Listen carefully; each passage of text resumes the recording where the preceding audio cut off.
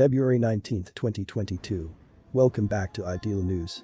Today we have President Joe Biden on Friday said he is now convinced Russian President Vladimir Putin has made the decision to invade Ukraine, but emphasized that room for diplomacy remains. As of this moment, I am convinced he's made the decision, Biden said during remarks at the White House. The president also said the US believes Russian forces intend to attack Ukraine in the coming week or sooner, and that an attack will target the Ukrainian capital of Kyiv. US Defense Secretary Lloyd Austin on Saturday said Russia was moving into the right positions to conduct an attack, echoing Biden's assertion that Putin had made up his mind on invading. "They're uncoiling and now poised to strike," Austin said, speaking from Vilnius, Lithuania. Austin said the US would pursue a diplomatic solution until the very last minute, until it's not possible. Biden plans to spend the weekend monitoring the ongoing Ukraine crisis from the White House as he meets with his national security team and remains in close contact with world leaders, multiple officials say. Biden had considered traveling to Delaware, as he typically does, but decided to remain in Washington. Vice President Kamala Harris was in Munich, Germany, where she warned of swift, severe and united consequences for Russia in the event of an invasion. Throughout recent days, the Biden administration has publicly disclosed several intelligence details on Russian movements, a marked shift in how US national security officials typically operate. The administration's decision to discuss their movements loudly and repeatedly, Biden said Friday inside the Roosevelt Room, was made to remove any reason that Russia may give to justify invading Ukraine and prevent them from moving. Make no mistake. If Russia pursues its plans, it will be responsible for a catastrophic and needless war of choice, he added. The president's assertion on Friday that he's convinced Putin has made the decision to invade Ukraine is a significant change in his position. Biden previously stated he did not believe the Russian leader had made up his mind, but acknowledged his insights into Putin's thinking were limited. He did note that he hoped diplomacy could de-escalate the situation, saying on Friday that diplomacy is always a possibility. Questioned on why he believed Putin is considering diplomacy at all, Biden said only, "We have a significant intelligence capability." Biden said Friday that Russian misinformation is building up to a false justification for Putin to invade Ukraine, accusing Russia of ceasefire violations in the rapidly escalating crisis.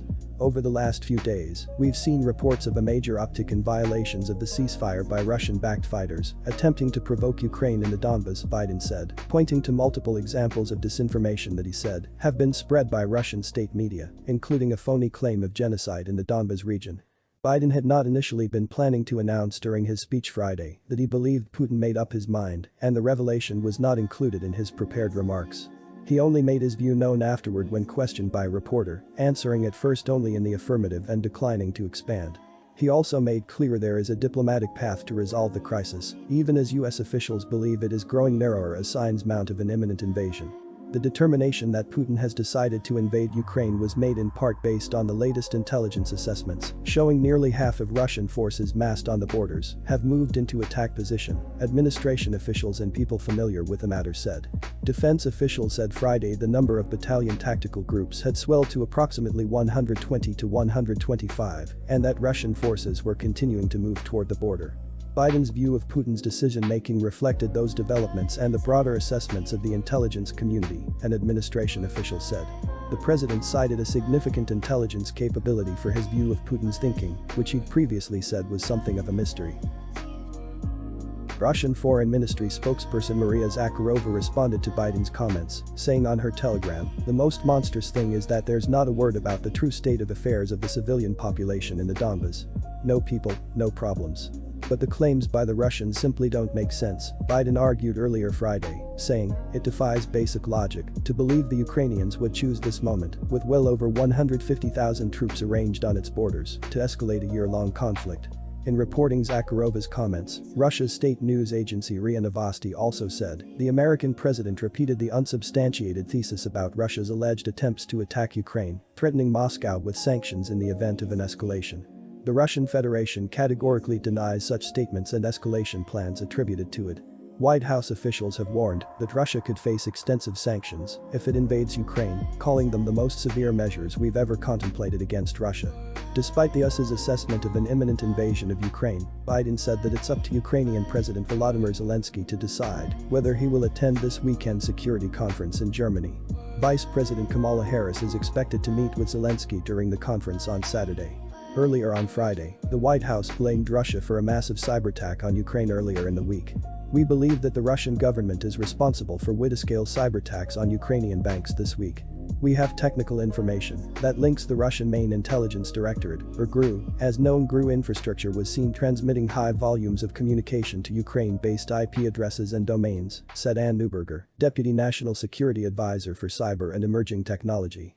The attribution for the attack was unusually fast for the US government, and Neuberger noted that Russia has previously benefited from US delays in attributing Russian hacking operations. Russia likes to move in the shadows and counts on a long process of attribution so it can continue its malicious behavior against Ukraine in cyberspace, including pre-positioning for its potential invasion, Neuberger told reporters in the White House briefing room. Biden's speech on Friday comes amid escalating tensions in the region. Nearly half of Russian forces surrounding Ukraine are in attack position, according to a defense official familiar with the latest assessment. The number of battalion tactical groups has swelled to approximately 120 to 125. The official said the Russian military has continued to move forces toward the border, and within the last 48 hours, the number of forces in attack position has reached 40% to 50%. US Ambassador to the Organization for Security and Cooperation in Europe Michael Carpenter warned earlier Friday that the US has assessed a significant Russian military buildup near Ukraine just in the last 2 weeks. Russia probably has massed between 169,000 to 190,000 personnel in and near Ukraine as compared with about 100,000 on January 30th, he said in a statement at the OSCE meeting. That includes Russian troops on the borders of Ukraine as well as the Russian-led forces in eastern Ukraine, which have not been included in previous US assessments of Russia's strength in the area. Shortly before his remarks, Biden spoke with allies in North America and Europe. He will hold a phone call with the leaders of Canada, France, Germany, Italy, Poland, Romania, the United Kingdom, the European Union and NATO to discuss the ongoing crisis.